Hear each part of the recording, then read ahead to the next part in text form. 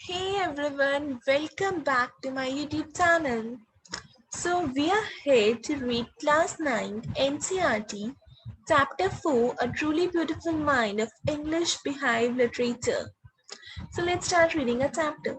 It's a very interesting chapter. I hope you all are going to enjoy this chapter. But still, if you haven't liked my video and not subscribed my channel, then do it very fast. Subscribe my channel, like it, and don't forget to share this video. So let's start reading this chapter. Albert Einstein was born on 14th March 1879 in the German city of Ulm, without any indication that he was destined for greatness. Albert Einstein 14 मार्च 1879 को उल्म की German city में born हुए थे without any indication. कोई ऐसी indication नहीं मिली थी कि मतलब ये ग्रेटनेस के लिए ही बने हैं, कि ऐसे जो ये पैदा हुए हैं इतनी महानता के लिए हुए हैं. On the contrary his mother thought Albert was a freak, और बिल्कुल उसके अपोजिट उनकी मदर ने ये सोचा कि एल्बर्ट एक फ्रीक है. फ्रीक मीन्स एक ऐसा पर्सन जिसमें ना कोई मूवमेंट ना हो, कोई बिहेव ना करे, रिएक्शन ना देता हो कोई. To her his head seem much too large. उनके लिए तो उसका उनका सिर उन्हें ऐसा लगता है पता नहीं कितना बड़ा है. At the age of 2.5 Einstein still wasn't talking. 2.5 age पे भी आइंस्टाइन ने बात करना शुरू नहीं किया था. When he finally did learn to speak he uttered everything twice. जब उन्होंने फाइनली सब कुछ मतलब पढ़ना सीखा, बोलना सीखा उन्होंने जब फाइनली, तो वो ना हर वर्ड को 2 बार बोलते थे, ट्वाइस रिपीट करते थे. Einstein did not know what to do with other children and his playmates called him brother boring. उन्हें नहीं पता था कि वो मतलब दूसरे बच्चों के साथ कैसे बिहेव करते हैं, इसलिए उनके प्लेमेट्स जो उनके साथ खेलते थे उनको ना ब्रदर बोरिंग बुलाते थे. So the youngster played by himself much of the time. Means वो यंगस्टर मतलब फिर वो अकेले ही खेला करते थे ज्यादातर. He specially loved mechanical toys. उन्हें सबसे ज्यादा ना मैकेनिकल टॉयज पसंद थे. Looking at his new born sister Maja, he said to have said fine but where are her wheels. मतलब जब उनकी न्यू बॉर्न सिस्टर हुई ना माजा, तो वो मतलब उसको कहते हैं कि फाइन लेकिन इसके व्हील्स ना, मतलब इसके पैरों में व्हील्स नहीं है क्या. A headmaster once told his father that what Einstein chose as a profession wouldn't matter because he will never make a success at anything. एक हेडमास्टर ने एक बार उसके उनके फादर को कहा कि आइंस्टाइन लाइफ में क्या चूज करते हैं एज ए प्रोफेशन कुछ मैटर नहीं करता, क्योंकि ये कभी भी किसी चीज में सक्सेस नहीं पा पाएंगे. Einstein began learning to play the violin at the age of 6. Einstein ने वायलिन 6 मतलब वो भी 6 years के ही थे तभी लर्न करना शुरू कर दिया था, because his mother wanted him to, क्योंकि उनकी मदर उन्हें लर्न कराना चाहती थी.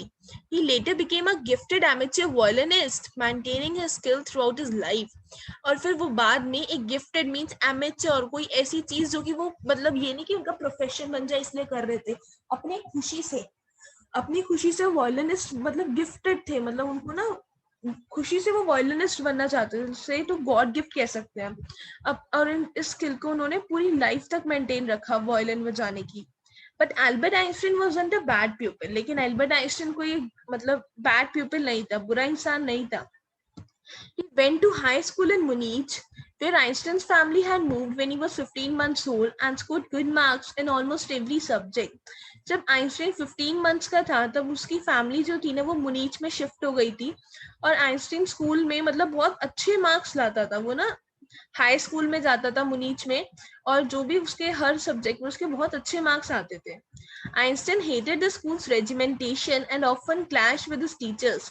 आइंस्टाइन को स्कूल का डिसिप्लिन ना बिल्कुल पसंद नहीं था, मतलब उन्होंने डिसिप्लिन बहुत ज्यादा हाई कर रखा था, इसलिए वो उससे हेट करते थे. And often clash with his teachers, और इसी बात पे ना उनकी अपनी टीचर से भी कभी कभी आर्ग्यूमेंट हो जाती थी, क्लैश हो जाती थी. At the age of 15, Einstein felt so stifled that he left the school for good. 15th age में आइंस्टाइन को ना बहुत मतलब वहां पे ना unable to breathe, stifle means वो सफोकेटेड से फील करने लगे स्कूल में. उन्हें ना अच्छी मतलब बहुत दम घुटने लगा उनका स्कूल में, इसलिए उन्होंने अपने लिए स्कूल छोड़ दिया था. The previous year only before that Albert's parents had move to Milan. Albert's के पेरेंट्स मिलन में चले शिफ्ट हो गए थे, और उनका जो सन मीन्स एल्बर्ट थे वो अपने रिलेटिव्स के साथ रह रहे थे. आफ्टर प्रोलॉन्ग्ड डिस्कशन, मतलब एक बहुत बैठकर अच्छे से डिस्कशन करने के बाद Einstein got his wish to continue his education in German speaking Switzerland. Einstein ने ये विश किया, मतलब ये चाहा कि मतलब वो ना अपनी एजुकेशन जर्मन स्पीकिंग स्विट्जरलैंड में कंटिन्यू करे। एक ऐसी सिटी जो कि बहुत लाइबरल है मुनीत से। लाइबरल मीन्स कि वैसी सिटी जो कि दूसरों के ओपिनियंस की रेस्पेक्ट करती है, उन्हें समझती है, दूसरों के राय को समझती है, उनको रेस्पेक्ट देती है। Einstein was highly gifted in mathematics and interested in physics. Einstein को मतलब हाईली गिफ्टेड, गॉड गिफ्ट था मैथमेटिक्स का, और बहुत इंटरेस्टेड भी थे वो फिजिक्स में। और and after finishing school he decided to study at a university in Zurich. और स्कूल फिनिश करने के बाद उन्होंने ये डिसाइड किया कि वो यूनिवर्सिटी में पढ़ेंगे अब ज़ुरीच में। But science was not the only thing that appealed to the dashing young man with the walrus mustache. लेकिन साइंस ही सिर्फ एक ऐसा सब्जेक्ट नहीं था जो कि मतलब उस डैशिंग यंग मैन जिसकी एक वॉलरस मॉस्टेक थी, मॉस्टेक मीन्स मूछ थी, वॉलरस मीन्स बहुत सुंदर, मीन्स अच्छे लंबे बाल, उसकी डैशिंग यंग मैन की जो वो थी, तो उसको सिर्फ एक यही साइंस ही नहीं था, उसको बहुत सब्जेक्ट्स आते थे। You can see in this image, this is Einstein in 1900 at the age of 21, and this one image is of Einstein at the age of in 1955. It's see, this is in 1900 at the age of 21, and it's 1955. And whenever we remember just Einstein, we just remember him with this image only. We just don't remember him with this image. Okay. He also felt a special interest in a fellow student, Mileva Marek, whom he found to be a clever creature. उन्हें ना एक अपनी fellow student, एक friend type में fellow कह सकते हैं उसको, मीन्स जो उनके साथ पढ़ती थी, उसमें भी कुछ स्पेशल इंटरेस्ट आने लगा। That girl was Mileva Maric, जिसको ना वो सोचते थे कि whom he found to be a clever creature, ये बहुत तेज क्रिएचर है, मीन्स हर माइंड मीन्स बहुत जल्दी इसकी क्रिएटिविटी होती है, क्लेवर है इसमें क्रिएटिविटी में। This young serb had come to Switzerland because the university in Zurich was one of the few in Europe where women could get degrees. ये यहाँ पर स्विट्जरलैंड में इसलिए आई थी मिलेवा मारी क्योंकि जो यूनिवर्सिटी है ना ज़ुरीच की, वो बहुत कम यूनिवर्सिटीज में से है यूरोप की जहाँ पर वुमेन को डिग्री मिल सकती है, मींस और जगह बहुत कम जगह वुमेन को डिग्री मिलती थी। Einstein saw in her an ally against the Philistines. Einstein ने ना उसमें अपनी एक फ्रेंड ढूंढना चाहा, मींस अपना एक एसोसिएट कि उनके साथ रह सके, against the Philistines. Philistines are those people in his family and at the university with whom he was constantly at odds. Means the people फिलिस्टीन्स वो कहना चाहते हैं, फिलिस्टीन्स मतलब कि वो लोग जो जिनको ना आर्ट, लिटरेचर और म्यूजिक बिल्कुल पसंद नहीं है, तो वो उसको अपना फ्रेंड बनाना चाहते थे उन लोगों के खिलाफ जो कि उनकी फैमिली में और यूनिवर्सिटी में मतलब बिल्कुल भी जिन्हें आर्ट्स वगैरह पसंद नहीं थी या फिर लिटरेचर या music. The couple fell in love, फिर उनको ना आपस में प्यार हो गया। Letter survive in which they put their affection into words, mixing science with tenderness. फिर मतलब उनकी जो अफेक्शंस होते थे ना वर्ड्स के, वो भी साइंस और टेंडरनेस, मतलब वो जो आपस में बात करते थे यही होते थे। Wrote Einstein, how happy and proud I shall be when we both have brought a work on relativity to a victorious conclusion. Einstein ये लिखते हैं कि मैं कितना हैप्पी, खुश और प्राउड होता अगर हम दोनों अपने साथ को अपने वर्क को रिलेशन में बदलते to a victorious conclusion. In 1900 में at the age of 21 की एज पे Albert Einstein was a university graduate. Albert Einstein ने यूनिवर्सिटी से ग्रेजुएट एंड अनएम्प्लॉयड कर लिया था। He worked as a teaching assistant. वो एक टीचिंग असिस्टेंट का वर्क करते थे। Gave private lessons and finally secured a job. Private laces दिया करते थे और फाइनली उन्हें एक जॉब मिल गई थी 1902 में as a technical expert in the patent office in Bern. उन्हें एक टेक्निकल एक्सपर्ट की जॉब मिली थी एक पेटेंट ऑफिस में। कहाँ पे मिली थी? बर्न में मिली थी। व्हाट इज मीन्स पेटेंट का मीनिंग ये होता है कि कोई एक ऐसी जगह जहाँ पर एक पर्सन ना कुछ इन्वेंशन कर सके, ऐसे ऑफिस में उन्हें जॉब मिली थी। When he was supposed to be assessing when he was supposed to be assessing others people invention, means जब वो ना और इन्वेंशंस करना चाहते थे, Einstein was actually developing his own ideas in secret. Einstein अपने अपने अपने वाले आइडियाज मतलब डेवलप कर रहे थे, उनके नहीं, वो अपने खुद के आइडियाज डेवलप कर रहे थे. He said to have jokingly called his desk drawer at the work the Bureau of Theoretical Physics. He said to have jokingly, मतलब वो ना अपने डेस्क ड्रॉअर को क्या बुलाते थे जब वो काम करते थे, that this is the Bureau of Theoretical Physics. कि जो फिजिक्स है ना ये उसका ब्यूरिया और थियोरेटिकल है, मीन्स कोई उसकी थ्योरी है, तो उसको ना ऐसे बुलाते थे. मीन्स हर चीज में वो कुछ लॉजिक ढूंढते थे, हर चीज में कुछ लॉजिक निकले, हर ये कैसे बनी है, इसमें क्या लॉजिक है, वो हर चीज में एक लॉजिक ढूंढना चाहते थे. One of the famous papers of 1905 was Einstein's special theory of relativity. One of the famous 1905 के एक फेमस पेपर में आइंस्टाइन ने एक स्पेशल थ्योरी बनाई थी रिलेटिविटी की, according to which time and distance are not absolute. जिसके according time और डिस्टेंस, मींस टाइम और जो डिस्टेंस हम कवर करते हैं बिल्कुल एब्सोल्यूट नहीं होते हैं. Indeed, two perfectly accurate clocks will continue to show the same time if they came together again after a journey if one of them has been moving very fast relative to the other. Means उन्होंने ऐसे बताया था कि दो perfect accurate clocks होंगी, मतलब वो भी सेम, मतलब will not continue to show the same time, वो बिल्कुल सेम टाइम नहीं दिखाएंगी. If they come together again after a journey, अगर वो एक जर्नी के बाद सेम टाइम पर आ रही है और उनमें से एक बहुत तेज चल रही थी और दूसरी धीरे चल रही थी, एक तेज चल रही थी दूसरी धीरे चल रही थी. From this followed the world's most famous formula which describes the relationship between mass and energy. इससे उन्होंने वर्ल्ड का मोस्ट फेमस फॉर्मूला बनाया था जो कि रिलेशनशिप डिस्क्राइब करता है मास और एनर्जी के बीच में, that is E is equals to mc square. In this mathematical equation, E stands for energy, M for mass, and C for the speed of the light in a vacuum. Means इस mathematical equation में E तो energy है, M mass, C speed of the light in the vacuum. While Einstein was solving the most difficult problems in physics, जब Einstein मतलब सबसे difficult problem solve करते थे ना फिजिक्स की, his private life was unraveling. मतलब उनकी जो प्राइवेट लाइफ थी ना वो फेल होने लगी थी, उनकी अपनी लाइफ में कुछ उन्हें इंटरेस्ट नहीं आ रहा था, वो फेल हो रही थी अपनी लाइफ उनकी. Albert had wanted to marry Mileva Wright after finishing his studies. Albert ना मिलेवा राइट से शादी करना चाहते थे, मैरी करना चाहते थे अपनी स्टडीज फिनिश करने के बाद, but his mother was against it. लेकिन उनकी मदर इसके खिलाफ थी. She thought Mileva, who was 3 years older than her son, was too old for him. उन्होंने ये सोचा कि मिलेवा जो उनके बेटे से 3 साल बड़ी है वो बहुत बड़ी हो जाएगी उनके लिए ना. She was also bothered by Mileva's intelligence. Means वो ना बहुत परेशान, मतलब उन्हें ना अच्छी नहीं लगती थी मिलेवा का इतना इंटेलिजेंट होना. She is a book like you, his mother said. वो ना उसको आइंस्टीन को कहती थी कि ये तुम्हारे लिए बुक की तरह है. Einstein put the wedding of, इसलिए आइंस्टीन ने वेडिंग नहीं की थी. The pair finally married in, उस टाइम आइंस्टीन ने वेडिंग नहीं की थी लेकिन उन्होंने फाइनली जनवरी 1903 में मैरिज कर लिया था एंड हैड 2 सन्स, और उनके 2 सन्स थे. But a few years later the marriage faltered. लेकिन कुछ सालों बाद ये मैरिज ना, इनकी मैरिज में कुछ वीक होने लग गई, मतलब कमजोर पड़ने लगी. Mileva meanwhile was losing her intellectual ambition and becoming an unhappy housewife. Mileva उसमें ना अपने एम्बिशन, अपने मकसद को मतलब खो रही थी, कि जो उसका मेन एम्बिशन था ना वो उसको खो रही थी, और एक अनहैप्पी, जो कि अनहैप्पी हाउसवाइफ बन गई थी, मतलब वो सारा हाउस होल्ड वर्क संभालने में अपना एम्बिशन खो चुकी थी. After years of constant fighting the couple finally divorced in 1919. इतने साल बहुत ज्यादा कांस्टेंट फाइटिंग चलती रही उनके बीच में, तो कपल ने फाइनली 1990 में डिवोर्स कर दिया. Einstein married his cousin Elsa the same year, और उसी सेम ईयर आइंस्टीन ने एल्सा से मैरी कर लिया. उनकी कजिन थी आइंस्टीन की Elsa.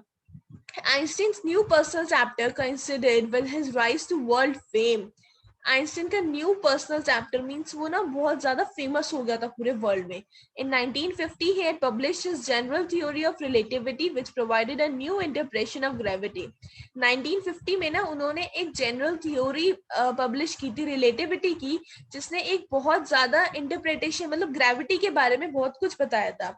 An eclipse of the sun in 1919 brought proof that it was accurate. और जब एक eclipse आया था ना सन का 1919 में, तो उसने ये बात प्रूव कर दी थी कि ये बिल्कुल सही था. Einstein had correctly calculated in advance the extent to which the light from fixed stars would be deflected through the sun's gravitational field. Einstein had correctly calculated in advance, Einstein ने ना ये बिल्कुल सही बता दिया था एडवांस में ही कि ये जो लाइट आएगी ना फिक्स स्टार से ये कैसे डिफ्लेक्ट होगी सन की ग्रेविटेशनल फील्ड की वजह से, मींस ये कैसे चेंज होगी डायरेक्शन, क्योंकि किसी चीज को हिट कर दिए तो ये कैसे चेंज होगी, सन की ग्रेविटेशन कैसे आएगी, ये बात वो पहले ही बता चुके थे. The newspapers proclaimed his work as a scientific revolution, और न्यूज़पेपर्स में उनके वर्क को एक साइंटिफिक रिवॉल्यूशन के नाम से प्रोक्लेम किया गया था. मीन्स उनका ये वर्क ना साइंटिफिक रिवॉल्यूशन न्यूज़पेपर तक में आया था. Einstein received the Nobel prize for physics in 1921. उन्होंने नोबेल प्राइज भी रिसीव किया था फिजिक्स के लिए 1921 में. He was showered with honors and invitations from all over the world and lauded by the press. Means उनके ऊपर इतनी ऑनर, उनको इतना सम्मान दिया जा रहा था पूरे वर्ल्ड के द्वारा, उनको इतने इन्विटेशंस आ रहे थे हर जगह से. प्रेस मीन्स मीडिया अब जाकर उनके मतलब इंटरव्यूज ले रही थी. When the Nazis come to power in Germany in 1933, Einstein emigrated to the United States. जब नेजीज मतलब कुछ पावर आई थी जर्मनी में 1933 में, जब उन्हें पावर मिली थी नेजीज को, तो आइंस्टाइन ने ना एमिग्रेटेड, आइंस्टाइन यूनाइटेड स्टेट्स में एमिग्रेट हो गए थे, मीन्स शिफ्ट हो गए थे, मतलब एमिग्रेट हो गए थे. 5 years later अपनी कंट्री छोड़ के वहां जाके रहने लगे थे यूनाइटेड स्टेट्स में. 5 years later the discovery of nuclear fission in Berlin had American physicists in an uproar. Means 5 साल बाद जो डिस्कवरी हुई थी ना न्यूक्लियर फिजन की बर्लिन में, उस एड American physicist in an uproar. उसके जो अमेरिकन फिजिसिस्ट थे जिन्होंने ये करा था वो ना बहुत ज्यादा अपसेट थे. Many of them had fled from fascism just as Einstein had, and now they were afraid the Nazis could build and use an atomic bomb. और इसी वजह से उनमें से बहुत सारे ना फेसिम से चले गए थे, भाग चुके थे, जैसे कि आइंस्टीन भी चले गए थे, क्योंकि उन सबको ये ना डर था कि नाजीज जो है ना वो परमाणु बम का मींस एटॉमिक बॉम्ब का बॉम्ब को बिल्ड कर सकते हैं, बना सकते हैं और उसको यूज भी कर सकते हैं. At the urging of a colleague, Einstein wrote a letter to the American President Franklin D. Roosevelt on 2nd August 1939, in which he warned a single bomb of this type exploded in a pot might very well destroy the whole part together with some of the surrounding territory. Means उनके college ने उन्हें बहुत ज्यादा मतलब अर्ज किया, आगे उनको बहुत ज्यादा फोर्स किया कि वो आ जाए. तो आइंस्टाइन ने उन्हें एक लेटर लिखा, मतलब अमेरिकन प्रेसिडेंट को, फ्रैंकलिन डी रूजवेल्ट को, जो उस टाइम पे प्रेसिडेंट थे, 2 अगस्त 1939 में, कि जिसमें उन्होंने उन्हें वार्निंग दी कि एक सिंगल टाइप का भी बॉम्ब अगर हुआ तो वो एक्सप्लोड कर देगा वहां पर, मतलब हर चीज डिस्ट्रॉय हो जाएगी वहां पे, एक एक चीज सराउंडिंग मतलब टेरिटरी, हर चीज वहां पर डिस्ट्रॉय हो जाएगी. His words didn't fail to have an effect. उनके words fail नहीं हुए थे to have an effect, कि कुछ effect ना पड़ा हो. Americans developed the atomic bomb in a secret project of their own and dropped it on the Japanese cities of Hiroshima and Nagasaki.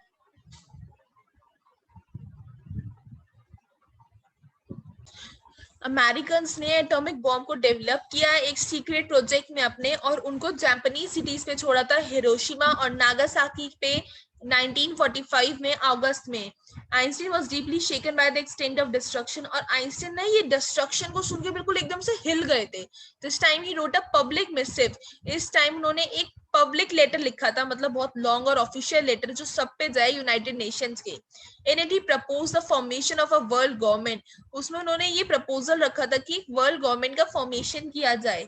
Like the letter to Roosevelt, this one made no impact. जैसे कि Roosevelt के letter ने कोई impact नहीं मिला बनाया था, जैसे जब उन्होंने रूजवेल्ट को लेटर भेजा था कि वो बॉम्ब को ऐसे ना डाले गई, इसी तरह इसका भी कुछ इम्पैक्ट नहीं पड़ा था. But over the next decade Einstein got ever more involved in politics. अगले नेक्स्ट डिकेड में आइंस्टीन इन पॉलिटिक्स में बहुत ज्यादा इन्वॉल्व होने लगे, agitating for an end to the arms build-up and using his popularity to campaign for peace and democracy. Means Einstein क्या करने लगे पॉलिटिक्स में, जब वो ज्यादा इन्वॉल्व हो गए तो वो ना ऐसे एजिटेटिंग वी कैन से कि उन्होंने आंदोलन शुरू कर दिया था कि अपनी पॉपुलैरिटी जो थी ना उनकी, उन्होंने उससे कैंपेन शुरू किया पीस और डेमोक्रेसी के लिए. जब आइंस्टीन की डेथ हुई थी 1955 में at the age of 76, he was celebrated as a visionary and world citizen as much as a scientific genius. उन्हें एक ऐसा मतलब जब उनकी डेथ हुई 1955 में 76 की एज पे, तो उनको ना ऐसे बहुत सेलिब्रेट किया गया था पर्सन, मतलब ऐसे पर्सन के बारे में जो कि ना फ्यूचर के बारे में सोचता है एक असली तरीके से, मतलब एक दिमाग लगाकर इंटेलिजेंट वे में जो फ्यूचर के बारे में इंसान सोचता है, और एक वर्ल्ड सिटीजन बहुत ज्यादा जो कि, और as much as scientific genius, जो कि साइंस का जीनियस था, इससे scientific genius mean science maths इन सब का जीनियस था। उनकी डेथ पे ऐसे सेलिब्रेशन किया गया था उनके नाम से कि मतलब he was so genius person. So with here, your chapter is completed, and I think that this chapter was very interesting, and you have understood the whole chapter. And so I think that you would not be having any confusion in that. If you have still any confusion, just comment me in the comment section, and just don't forget to like the video. Thank you.